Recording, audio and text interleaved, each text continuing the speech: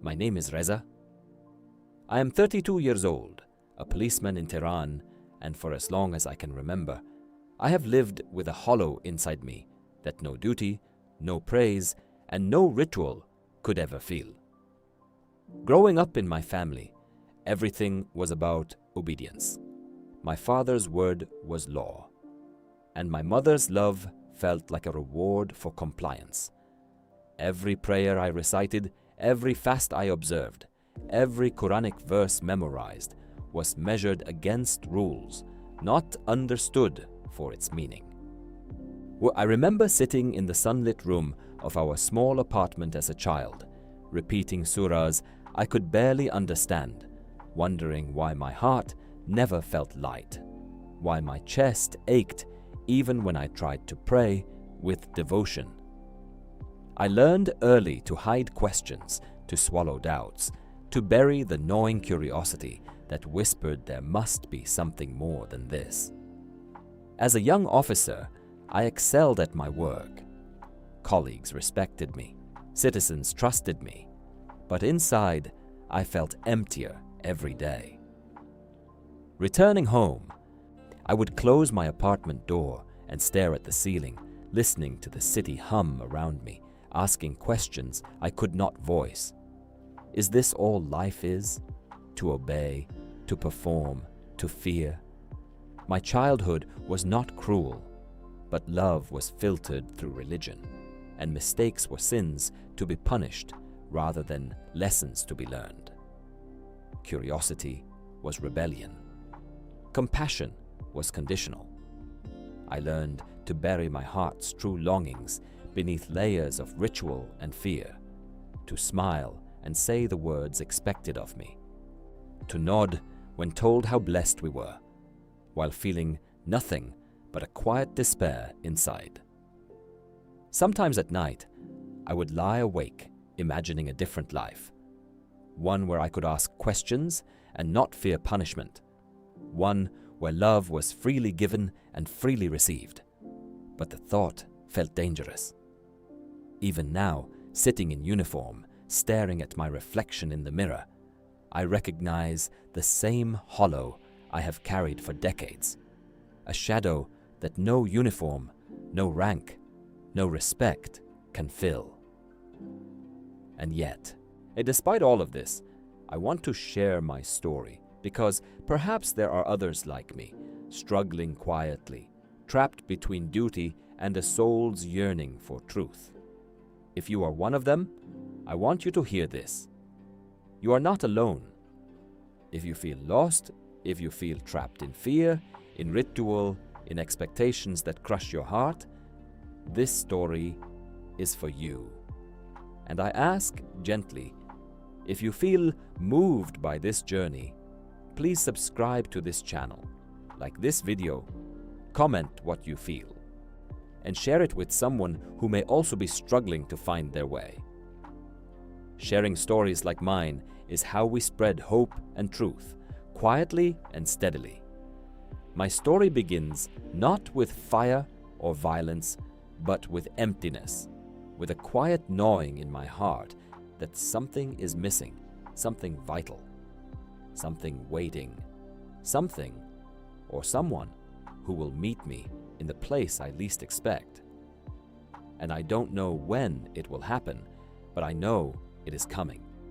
I have spent 32 years learning to obey, to fear, to perform. Now, I'm about to learn what it means to truly live, to feel, to be met by a love I have never known. And so I begin this story, not with certainty, but with a heart open and trembling, with the first glimmers of a journey I cannot yet fully name. I first felt the crack in my faith when I was barely out of my teens during a Friday sermon. The Imam spoke of justice, of mercy, of obedience to Allah, but the words rang hollow when I saw him later taking bribes from merchants in the bazaar. The hypocrisy cut deeper than any insult, and for the first time, I noticed that the rules we followed were often twisted by those in power. Then there was Kaveh, a boy I trusted, someone I thought understood what it meant to be righteous. He whispered in my ear about how to gain favor with God while secretly using religion to manipulate others for his advantage. I remember the shame and anger swirling together, a bitter taste in my mouth as I realized that someone I admired could wield faith like a weapon. That night, lying in my small apartment, staring at the cracked ceiling, I began to question everything. If the people preaching piety could be corrupt, could my faith itself be flawed? I felt a restlessness inside me I had never known, an unease that gnawed at my chest like an invisible hand.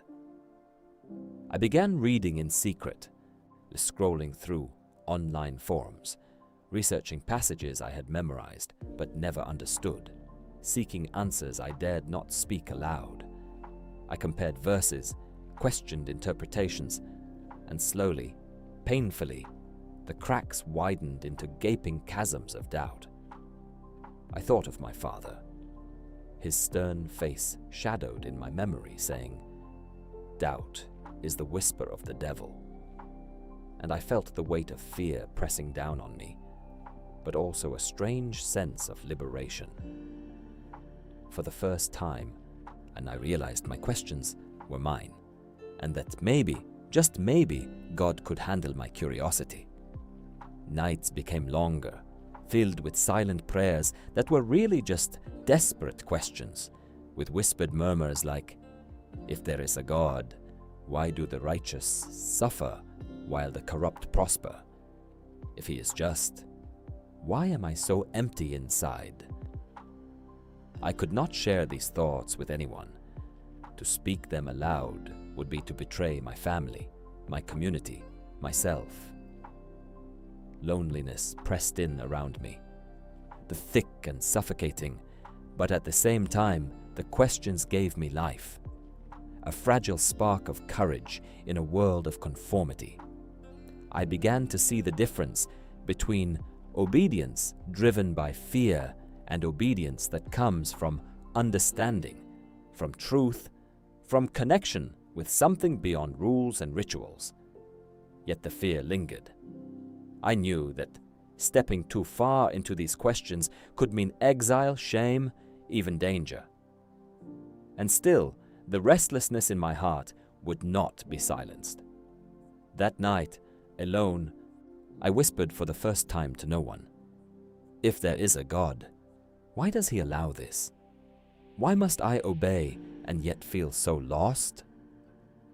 The words echoed in the darkness, haunting and persistent. They became the drumbeat of my secret life, the first step toward a path I could not yet see, a journey that would take me to a man in white, to love without fear, to a truth that would upend everything I had been taught. That question, fragile and trembling, was the seed from which everything else would grow. The Ramadan came, and with it a heaviness I could not shake. Every fast felt like an empty ritual, every prayer a performance I went through with my head bowed and my heart elsewhere. I would stand in the mosque, my forehead pressed to the carpet, listening to the rhythmic chants around me, and feel nothing but a hollow echo in my chest. The smell of saffron rice and lamb during iftar reminded me of tradition, of family, of expectation, but it never touched my soul. Guilt and curiosity warred inside me. I feared that questioning my faith was a sin, yet the longing for truth was stronger than any fear.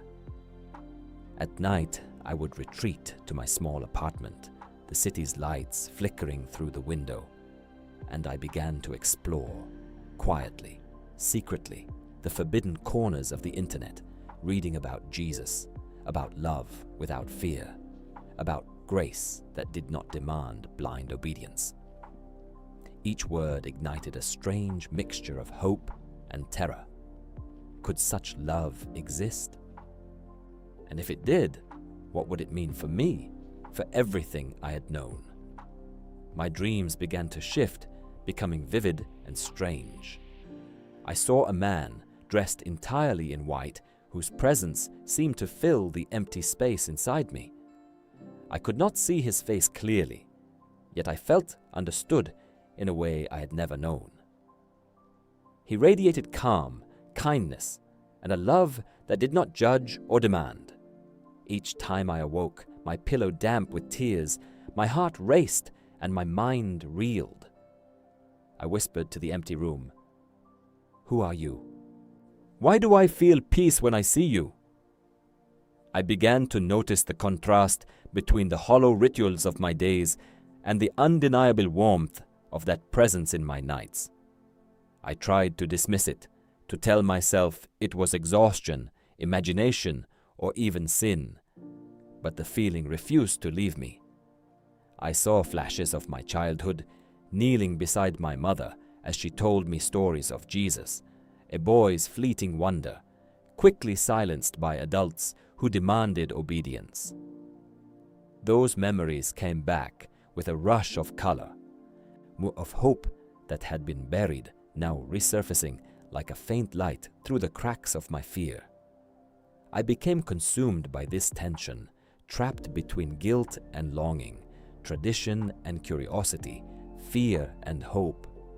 The days of Ramadan dragged on, each one heavier than the last, until I could no longer deny that something beyond me was reaching for me, calling me, beckoning me toward a truth I had never dared to imagine. I would fall asleep every night, wondering what it would mean to follow this unseen presence, what it would cost me, what I would lose, and yet, somehow, it felt inevitable. The line between dream and reality blurred, leaving me trembling, anxious, and filled with an unbearable longing for something I could not yet name. And every morning, I woke with the same question pounding in my chest. Who was that man? And why did I feel peace in his presence? It happened one night during the last 10 days of Ramadan. I had stayed up late, exhausted from work and the fasting, my head resting on my desk, the city's lights flickering faintly through my window. And then I saw him, the man in white. He stood taller than any human I had ever known, his presence radiating warmth and peace that seemed to reach into the very core of me. I was terrified at first, my body frozen, my heart hammering, and yet I felt no threat. Only a love so complete it made my chest ache. I could not see his face clearly, yet I understood everything he wanted to tell me. There were no words at first, only a feeling, a resonance in my heart that said, "You are seen, you are known, you are loved." Tears welled up in my eyes, and I whispered barely audibly, "Who are you? What do you want from me?" And then, as if he had read my mind, he spoke, not with lips, but directly into my soul. "Do not fear. I am the way, the truth, and the life." The words were strange, yet familiar, as if a song I had heard once as a child had returned. Memories flashed, my mother telling me stories of Jesus when I was young, stories I had dismissed, tucked away under layers of obedience and fear. Now they came alive, rushing back with color, with a warmth I could not ignore. I wanted to reach for him, to ask him everything I had ever wanted to know about life, about love, about God. But I was paralyzed, unsure if I was dreaming or awake, or unsure if I was losing my mind. And then I felt a calm spread through me, filling the hollowness I had carried for decades. It was as if the emptiness inside me had finally been met, held, and healed, even if only for a moment. I awoke suddenly, sweat dampening my clothes, my heart racing, the morning light creeping through my curtains. And yet, the feeling remained. The peace lingered like a whisper in the back of my mind. I could not forget him. The warmth, the love, and the understanding he radiated. I found myself questioning everything I had believed, everything I had been taught, and everything I had accepted in silence. Could this really be Christ? Could I truly leave the world I had known, the rituals, the obedience, the fear, and follow this love that asked nothing yet gave everything? I was terrified of the cost, of my family's disappointment, of losing my friends, my job, my very place in society. But beneath the fear, beneath the anxiety, a tiny, stubborn spark of hope burned, stronger than anything I had felt before. I realized that this encounter was not just a dream or a fleeting vision. It was a turning point, a doorway to a life I had never imagined. For the first time, I felt seen, not for what I did, not for how well I followed rules, not for my obedience, but for who I was. I realized that love could exist without fear, that God could meet me where I was, and that my life was about to change in ways I could not yet comprehend. And even though I trembled, even though the cost of following this path seemed unimaginable, I knew one thing with certainty. I could never go back to living as I had before.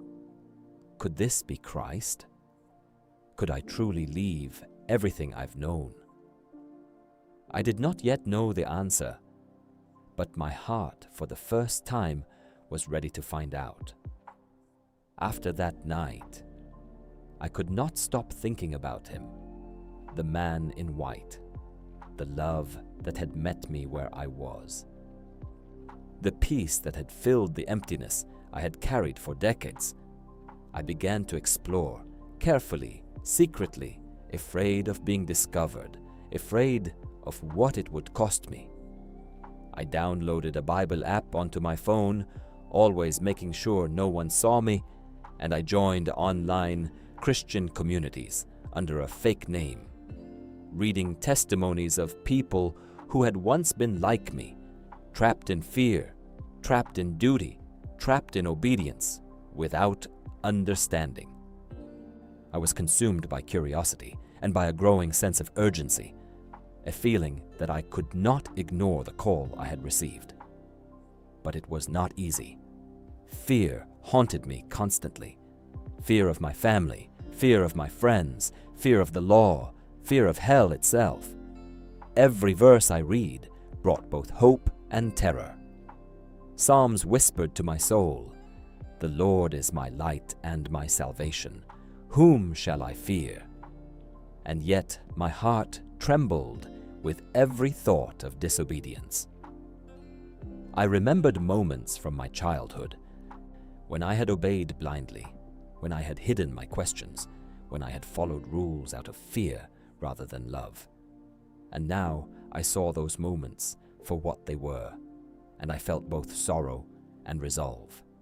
I wrestled with guilt and shame, with longing and desire, with fear and hope. I knew that following this path would mean breaking ties, risking relationships, and standing alone. Every day, I carried this weight in secret, pacing my apartment at night, whispering prayers I barely understood, as asking for courage, asking for clarity, asking for the strength to follow what I knew in my heart was right. And slowly, the resolve began to form. I began to understand that obedience born of fear was empty, that love was the only thing that could truly sustain a soul, and that the man in white had given me a glimpse of that love. I whispered to myself, often in the middle of the night, "If I follow him, will I be cast out forever?" And though the fear pressed down like a weight, a stubborn flame of courage burned within me. I realized that truth was worth any cost, that love was worth standing alone, and that I could not ignore the calling that had pierced my soul. The more I read, the more I prayed, the more I felt the pull of something beyond this life I had known. The walls I had built around my heart began to crack, the fear began to weaken, and the longing for peace and understanding became louder than the fear of rejection. Every night, I dreamt again of him, of the peace, of the love, of the presence that did not judge or demand, only embraced and healed. And in those moments, I made a silent vow, a quiet but firm decision. I would follow him, no matter the cost, no matter the consequences, no matter the fear. I could not turn back. I could not ignore the calling. And so, even in the midst of trembling, even in the shadow of uncertainty, I resolved in my heart that I would step into the path of love, into the path of truth, yet into the path of the man in white, even if it meant losing everything I had ever known. The backlash began sooner than I expected. Somehow, my secret was no longer mine. My father's face was pale when he confronted me, his eyes a mixture of anger, fear, and betrayal. My mother's lips trembled, tears threatening to fall, and for the first time I saw her frightened not for me, but for the shame she feared would come upon our family. Friends who had once laughed with me in the streets avoided me now, walking past as if I were a stranger. The mosque, my community, the world I had known, felt smaller, colder, and empty. They accused me of dishonoring the family, of turning my back on Allah, of betraying every value they had taught me to uphold. Some threats were quiet, barely audible in the tone of their words, but I heard them all. Others were more direct, sharp edges cutting into my soul, reminding me of the cost of this path I had chosen. And yet, in the midst of this storm, I felt something I had never felt before, alive. I felt a strange exhilaration that came not from comfort, not from safety, but from truth. Every insult, every accusation, every step back I took in fear before had been a chain.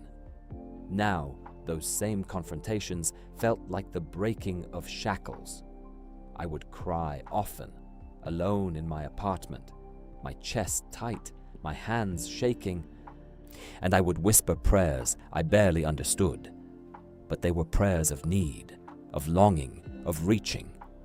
And in those prayers, I felt his presence again, the man in white, the warmth and the peace that had first met me months ago in my dream. I realized that the love I had felt then was real, that it was stronger than fear, stronger than rejection, stronger than the hollow emptiness I had carried for decades. Each time I held to that memory, each time I whispered to him in the night, I felt my heart strengthen, my resolve deepen. I remembered my childhood, the rare moments of tenderness and encouragement, now contrasted starkly with the rejection I faced. I remembered the obedience born of fear, the silent tears hidden beneath ritual. And I knew that this path, though painful, was the only one that could truly bring life to my soul. I began to understand that God's love did not demand perfection, did not punish curiosity, did not abandon the seeker. I understood that even in my brokenness, even in my trembling, I was seen, known, and loved. And though I was losing everything I had ever valued in the eyes of the world, family, friends, community, recognition, I felt more alive than I had ever been. Every rejection, every harsh word, every turned back was a step toward freedom.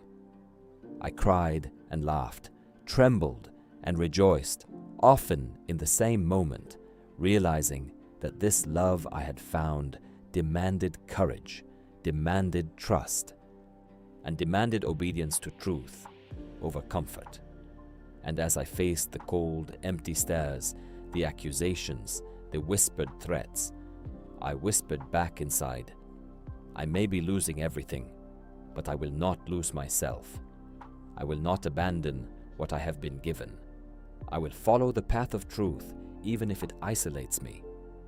I will follow the love that met me when I was empty, the love that fills my soul, the love that no one can take from me.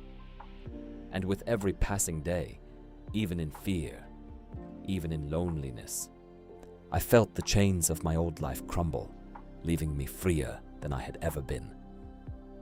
The confrontation came on a sweltering afternoon. My father, a few relatives, and the local imam gathered in our small living room, the air thick with tension, the walls seeming to close in around me. I expected anger, threats, perhaps even violence, and yet I felt a strange calm beneath the pounding of my heart. I took a deep breath and spoke, my voice trembling at first, and then growing stronger with each word. I follow Christ. I cannot deny what I have seen, what I have felt. I cannot obey fear anymore. I cannot live a life that empties my soul.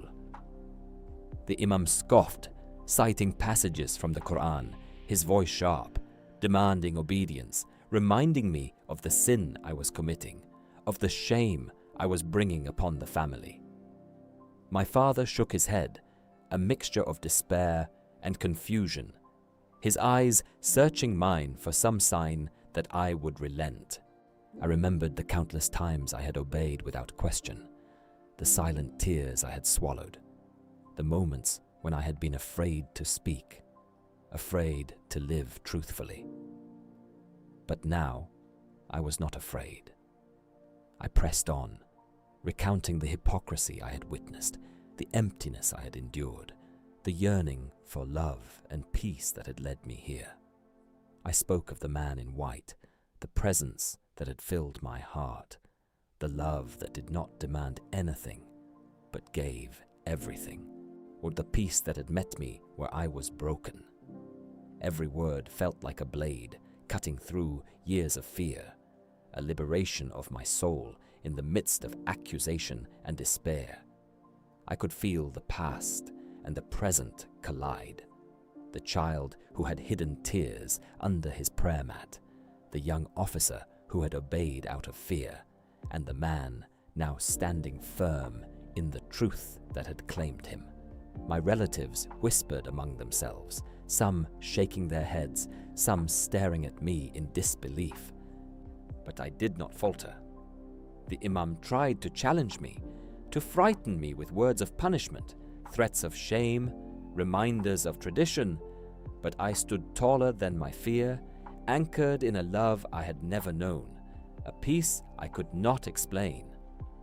And in that room, surrounded by disbelief and judgment, I realized the truth. Courage does not come from power or position.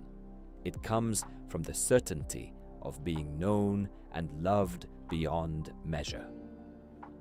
The child who had hidden behind rules was gone. What the man trembling in fear was gone.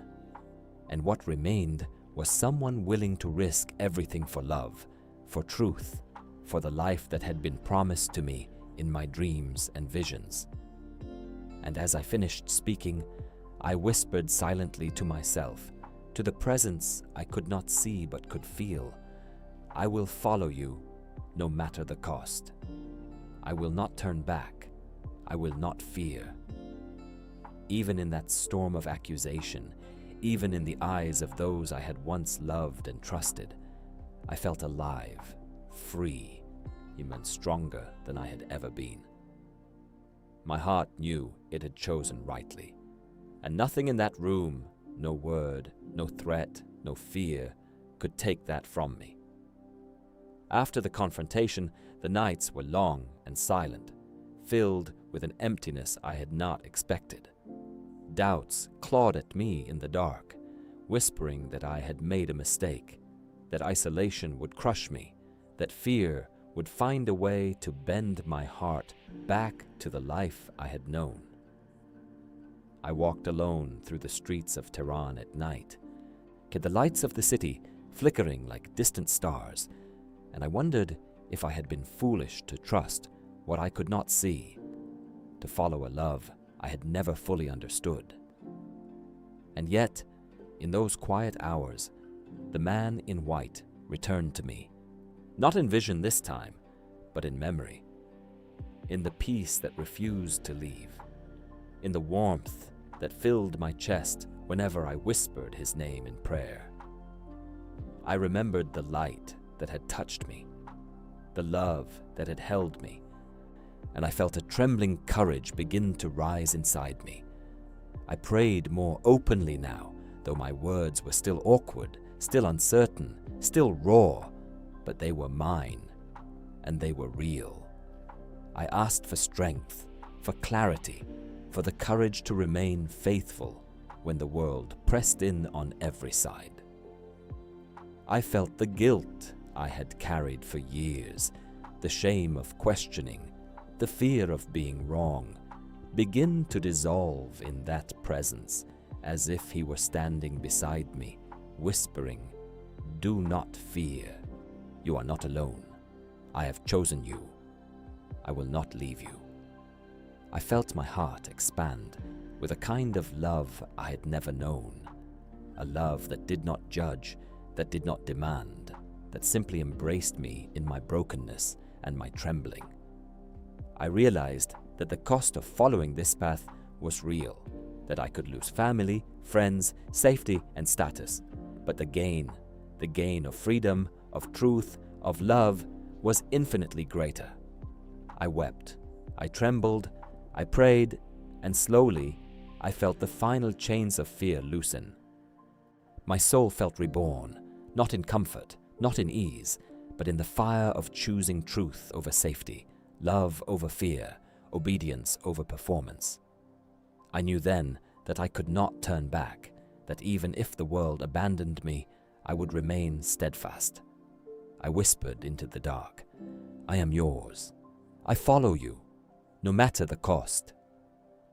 And in that moment, a calm unlike any I had ever known settled over me.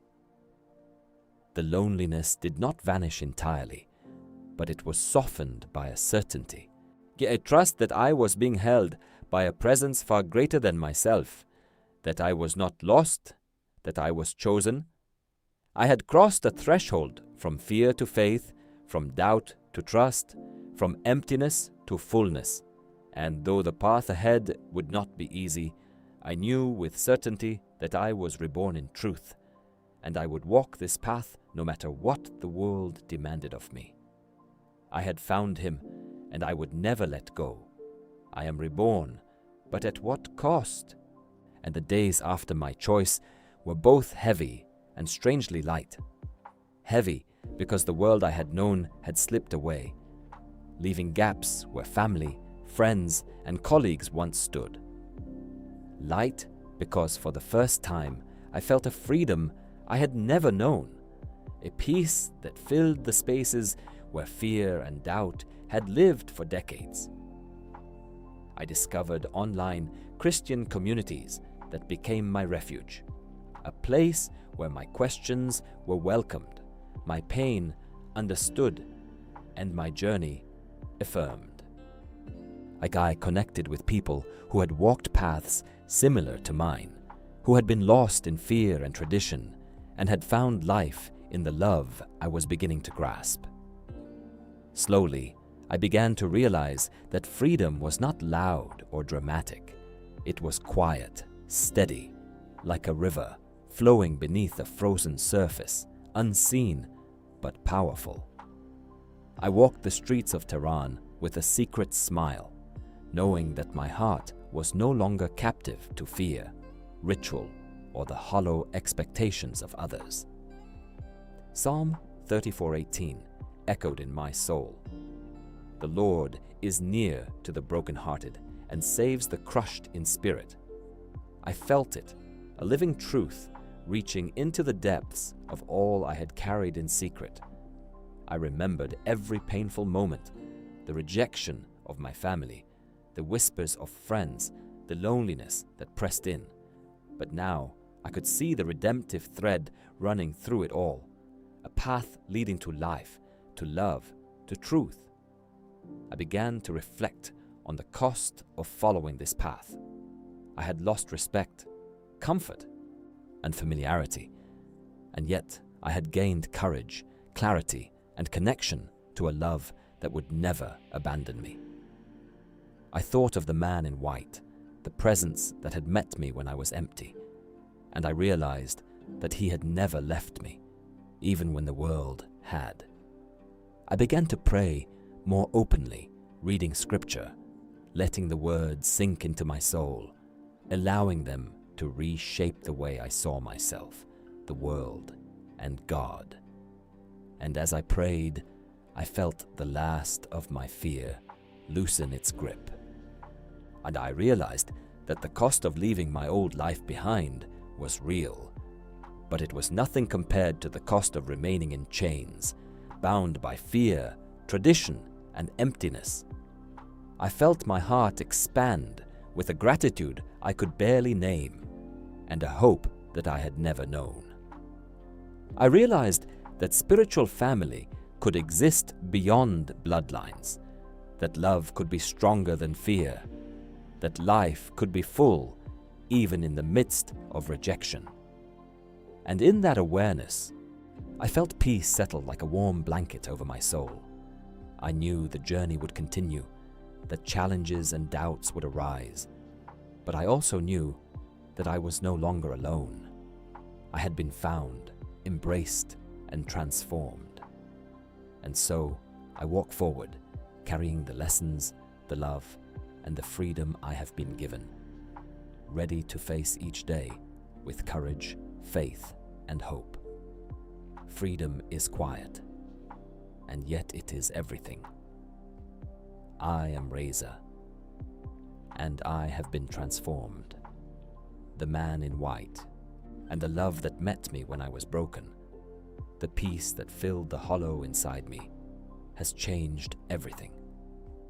My fears no longer control me. My guilt has been replaced by a freedom I cannot fully describe, a lightness in my chest that tells me I am alive in a way I never knew.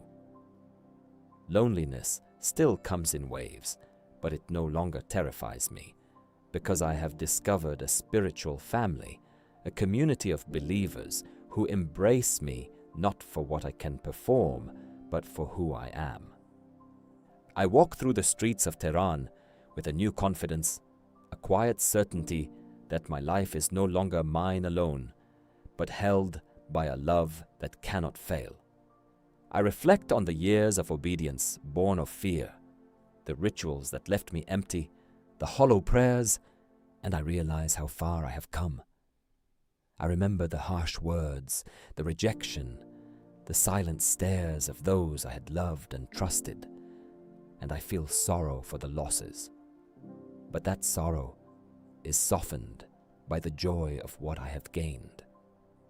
I have found truth, the courage and love that surpasses all understanding.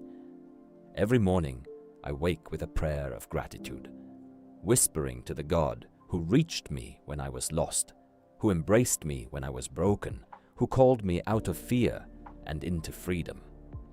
I think of those still trapped in doubt, in fear, in obedience without understanding, and I long for them to know what I now know, that there is a love that meets you exactly where you are, that calls you into life, that redeems even the most hidden pain.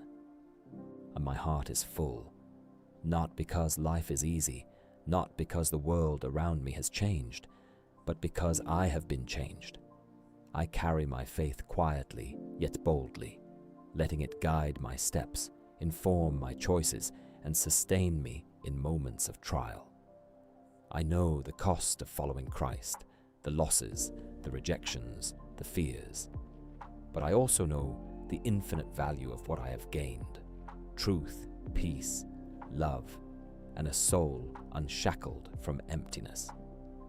I share my story now because I know there are others listening, and others who feel hollow, lost, or trapped, others who long for freedom without knowing it is possible. I want them to know they are not alone, that the love I have found is real, that courage is possible, that truth is worth every cost. Seek it, embrace it, let it meet you in your darkness, and you will know what I know. Life in Christ is not free from trials, but it is full of hope, full of love, full of peace that the world cannot give or take away. My journey is not over, and my story is still unfolding, but the foundation is secure. I am no longer Reza, who obeyed out of fear. I am Reza reborn, alive, loved, and free. And if you are listening, if your heart is restless, if your soul aches, know this: the love that found me can find you too. Follow it, trust it, embrace it, and you will never be the same. This is truth. This is life. This is freedom.